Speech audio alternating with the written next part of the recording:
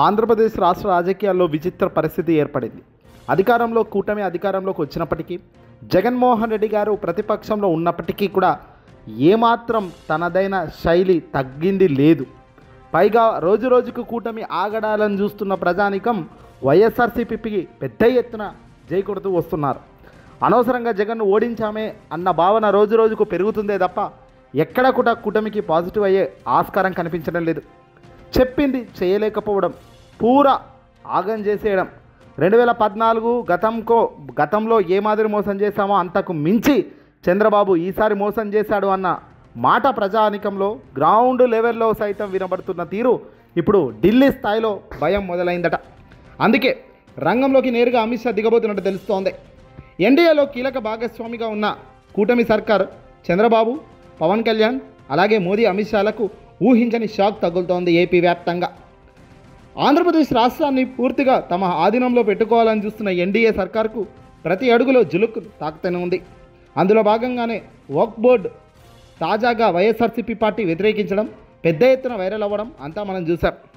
జగనే మనకి ఇబ్బంది, జగన్ టచ్ చేస్తే మాత్రం అనవసరంగా మొదటికే మోసం వస్తుంది అంటూ కేంద్ర హోంశాఖ మంత్రి అమిత్ షా గారు చెప్తున్నారట. కూటమి నేతలకు అందుకే ఆయన జోలికి పోకండి, ఆయనను విడిచిపెట్టండి అంటూ కూడా సంచలన వ్యాఖ్యలు చేసినట్టు తెలుస్తోంది. ప్రతి అడుగులో జగన్ను గిచ్చుకుంటున్నారు. అనవసరంగా అది మనకే పెను వివాదంగా మనల్నే ముంచేసే కార్యక్రమం అవుతుంది. అందుకే ఏది ఎప్పుడు ఎలా చేయాలన్న దానిపై ఆలోచించండి అంటూ కూడా తెలుగుదేశం పార్టీ, జనసేనలపై ఊహించని స్థాయిలో అమిత్ షా కామెంట్ చేసినట్టు తెలుస్తోంది. ఇటీవల వైఎస్ఆర్సీపీ పార్టీకి సంబంధించి జగన్మోహన్ రెడ్డి గారు రాప్తాడు నియోజకవర్గం వెళ్ళినప్పుడు జగన్మోహన్ రెడ్డి గారి హెలిప్యాడ్కు ప్రమాదం జరగడంతో ఒక్కసారిగా జగన్పై ఏదో జరుగుతుంది, ఎక్కడో తేడా కొడుతుంది అన్న వాదన బలపడింది. ఇది ఆ నోట ఈ నోట కేంద్రం దృష్టికి వెళ్ళింది. దీనిపై ఆరా తీసిన కేంద్ర పెద్దలు కూటమి సర్కార్పై ఆగ్రహం చెందారట. ఎప్పుడు కానీ ఇలాంటివి పనికిరావని, ఆవేశపడితే మొదటికే మోసం వస్తుందని, రాజకీయాల్లో ఆవేశం తక్కువ, ఆలోచన ఎక్కువ చేయాల్సిన అవసరం ఉందని కూడా కేంద్రం ఎన్డీఏ సర్కార్ తేల్చేసిందట. పవన్ కళ్యాణ్, చంద్రబాబు ఇద్దరు కూడా చాలా జాగ్రత్తగా అడుగులు వేయాల్సిన కాలం ఇది. చెప్పింది చేసే పరిస్థితి లేనప్పుడు ఖచ్చితంగా ప్రజల మన్ననలు మనకు ఉండవు. అలా ఉండనప్పుడు ఏ మాదిరిగా ప్రజల మన్ననలు పొందాలన్న దానిపై ఆలోచించాలి తప్ప ప్రతిపక్షంలో ఉన్న వ్యక్తిని టార్గెట్ చేసినా, ఆ వ్యక్తిని ఇంకేదైనా గురి చేసినా తిరిగి అది పూర్తిగా వినాశనానికి ప్రమాదంగా దారితీస్తుందని కూడా కేంద్ర పెద్దలు గట్టిగానే హెచ్చరిస్తున్నారట. చంద్రబాబు నాయుడు గారు గడిచిన కొద్ది కాలం నుంచి వైఎస్ఆర్సీపీ పార్టీ వ్యక్తులను టార్గెట్ చేస్తూ, కార్యకర్తలను ఏకంగా ఇబ్బంది పెడుతూ, భయభ్రాంతులకు గురి చేస్తూ నేరుగా జగన్ని టార్గెట్ చేస్తాం చూడండి అంటూ వాళ్ళు చేస్తున్న కామెంట్స్ నిజంగా అది వాళ్లకు పెద్ద ఎత్తున విపత్తు కాబోతుంది. ఇదే పనిగా పెట్టుకుంటే మాత్రం మొత్తం మోసం వస్తుందన్నారు. చంద్రబాబు నాయుడు గారు ఏది ఎక్కడ ఎప్పుడు ఎలా చేయాలనే దానిపైనే ఆలోచించాలి తప్ప ప్రజల మన్ననలు ఇప్పుడు ఉండవు గనక ఖచ్చితంగా చాలా వేగంగా అడుగులు వేసేదానికి సిద్ధపడకండి అంటూ కేంద్ర పెద్దలు ఆరాధిస్తున్నారు. మరీ ముఖ్యంగా జగన్ జోలికైతే పోకండయ్యా బాబు అంటూ కేంద్ర పెద్దలే ఏకంగా దిగే స్థాయికి వచ్చారంటే చూసారా క్రేజ్ ఏ స్థాయిలో ఉందో. 40% ఓటు బ్యాంకు కలిగిన జగన్మోహన్ రెడ్డి గారిని టచ్ చేస్తే ఏ స్థాయిలో వాళ్ళకు విపత్తు అన్నది అందరికీ తెలిసిందే. ఎందుకయ్యా అంటే జగన్మోహన్ రెడ్డి గారికి రాష్ట్ర వ్యాప్తంగా దాదాపుగా 3.5-4 కోట్ల మంది ప్రజానికం తన వైపు నిలబడి ఉన్నారు. ఈ ముగ్గురు కలవడం వల్లనే జగన్మోహన్ రెడ్డి గారి ఓటు బ్యాంక్ చీలిందే తప్ప సింగిల్గా జగన్ను దాటేసే ప్రసక్తి ఎవ్వరికి లేరు అన్నది, ఎవ్వరికి రాదు లేదు అన్నది క్లియర్గా తెలుస్తుంది. టీడీపీ ఒంటరిగా పోయినా, జనసేన ఒంటరిగా పోయినా, బీజేపీ ఒంటరిగా పోయినా జగన్ ముందు నిలబడే పరిస్థితి ఇప్పుడు లేదు, ముందు రాదు.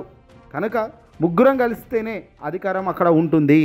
ఈ ఒక్క పాయింట్ని మిస్ చేస్తే మాత్రం మొదటికే మోసం అని పైనుంచి కూడా ఎన్డీఏ నుంచి కూడా ఒత్తిడి పెరుగుతున్నట్టు తెలుస్తోంది. ఇటీవల వైఎస్ఆర్సీపీ పార్టీకి సంబంధించిన వ్యక్తులపై జరుగుతున్న దాడులు అటుంచితే తాజాగా పాస్టర్ ప్రవీణ్ హత్య కేసు కూడా విచారణలో ఊహించని షాకింగ్ వెలుతురులు వస్తున్నాయి. జగన్మోహన్ రెడ్డి గారి హయాంలో ఇలాంటివి జరగలేదు. జరిగిన ప్రాక్టికల్గా ఏం జరిగిందనేది బయటపడేది. కానీ చంద్రబాబు హయాంలో ఇలాంటివి జరగడం లేదు. పైగా సనాతన ధర్మం అని గొప్పగా చెప్పే బీజేపీ సర్కార్ ఇప్పుడు ఆ సనాతన ధర్మంలో గోవులు భారీగా చనిపోతున్నాయి. అది కూడా పవిత్రమైన ప్లేస్ తిరుమల తిరుపతి దేవస్థానం దగ్గరే ఇలాంటి దారుణ ఘటనలు చవి చూస్తున్నప్పుడు బాధ కలుగుతుంది. సుమారుగా 100 గోవులు చనిపోయాయి అంటూ వార్తలు వినబడుతున్నాయి. దీనివైపు క్లారిటీ లేదు. ఇలా తప్పుల మీద తప్పు చేసుకుంటూ పోతే మాత్రం ప్రజల రగడ, ప్రజలు ఆగ్రహంతో రగిలిపోయి ఓట్లు వేస్తారు రాబోయే కాలంలో. ఏదేమైనా ప్రజల మన్ననలే మనకు ముఖ్యం. ఆ మన్ననలు లేనప్పుడు ఎంతటి పెద్దరి పార్టీ అయినా కుప్పకూలిపోతుంది. జాగ్రత్త. కేంద్రం కూడా అలర్ట్ అవుతుంది.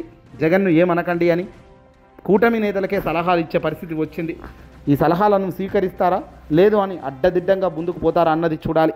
అధికారంలోకి వచ్చేది మేము అధికారంలోకి వచ్చిన మరుక్షణమే ఎలా ఉంటుందో చూడండి అంటూ డైరెక్ట్గానే వైసీపీ వాళ్ళు కూడా కౌంటర్లు ఇస్తున్నారు. ఒక 4 ఏళ్ళు కళ్ళు మూసుకుంటే ఎలాగో సంవత్సరం అయిపోయింది, మరో 3.5-4 సంవత్సరాలు కళ్ళు మూసుకుంటే మీకు ఉంటుంది చూడండి అంటూ డైరెక్ట్గా చెప్తున్నారు. మరి దీన్ని దృష్టిలో పెట్టుకొని అడుగులు వేయగలగాలి. లేదు కాదు కూడదు అంటూ ఇష్టం ఉన్నట్టుగా ముందుకెళ్తే ప్రమాదం. ఇటీవల వైఎస్ భారతి గారిపై కూడా చాలా దారుణంగా ఒక డర్టీ ఫెలో వాడు మాట్లాడడం జరిగింది. ఓ ప్రముఖ యూట్యూబ్ ఛానల్ చిన్న యూట్యూబ్ ఛానల్లో కూర్చోవడం, పెద్ద మాటలు మాట్లాడి వైరల్ చేయాలి అన్న ఆలోచనతో కూర్చోవడం ఇది మొదటికే ముప్పు. ఇదిగో చేబ్రోలు కిరణ్ అనేవాడు దారుణంగా మాట్లాడారు. ఆడు మాట్లాడడం ఆ స్థాయిలో దారుణంగా ఉంది కాబట్టి హుటాహుటిన చంద్రబాబే ఆగ్రహించి వాడిని అరెస్ట్ చేయించారు. లేదంటే పరిస్థితి పూర్తిగా చేదాటే పరిస్థితి ఉంది. వీడిని వదిలేదే లేదంటున్నారు వైసీపీ వాళ్ళు. ఇంత దారుణంగా ఒక మహిళ మీద అనడం కరెక్ట్ కాదు. ఇది ఎన్డీఏ కూడా ఆగ్రహించిన విషయం. చంద్రబాబు నాయుడు గారు ఇప్పటికైనా సరే జాగ్రత్త పడండి. గమ్యం దాటేలోపు జరగాల్సిన నష్టం జరిగిపోయినాక ఎంత దూరం పోయామన్నది కాదు, ఏం చేశామన్నది ముఖ్యంగా మారుతుంది.